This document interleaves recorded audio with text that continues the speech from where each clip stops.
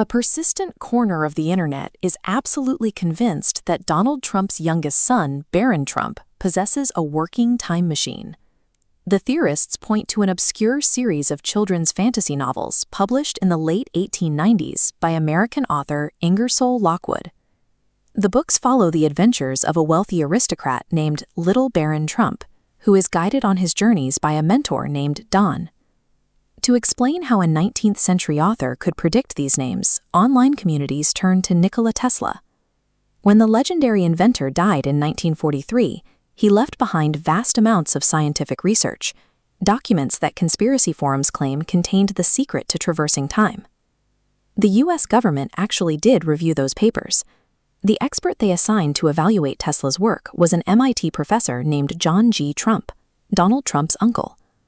The theorists connect this real family linkage to the fictional books to argue the Trumps have held time travel technology for decades.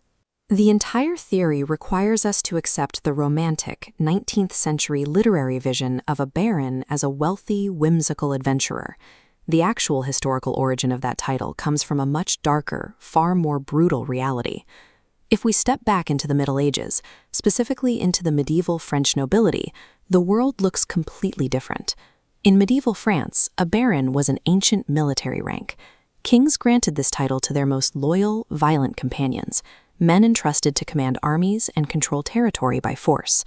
In the feudal system, the monarch sat at the apex, granting estates down a hierarchy of dukes, counts, and barons. But 90% of the population were serfs, property bound to the land, forced to forfeit crops to support the barons above. This extreme wealth gap was maintained through religion. The hierarchy was presented to the masses as divinely ordained.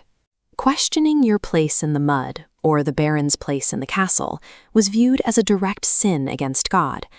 The 1890s fictional trope of a carefree boy adventurer completely ignores that in the Middle Ages, the modern concept of childhood did not exist.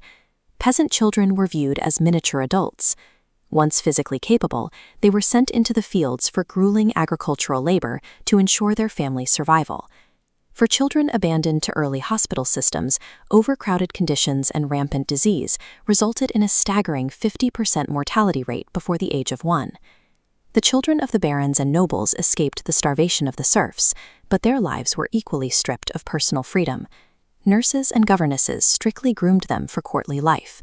Their futures were sealed through strategic political alliances, often resulting in arranged marriages as early as 4 years old, to secure military borders.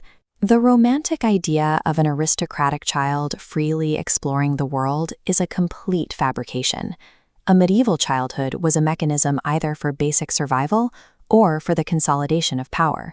The rigid brutality of the feudal system slowly faded with the arrival of the Renaissance.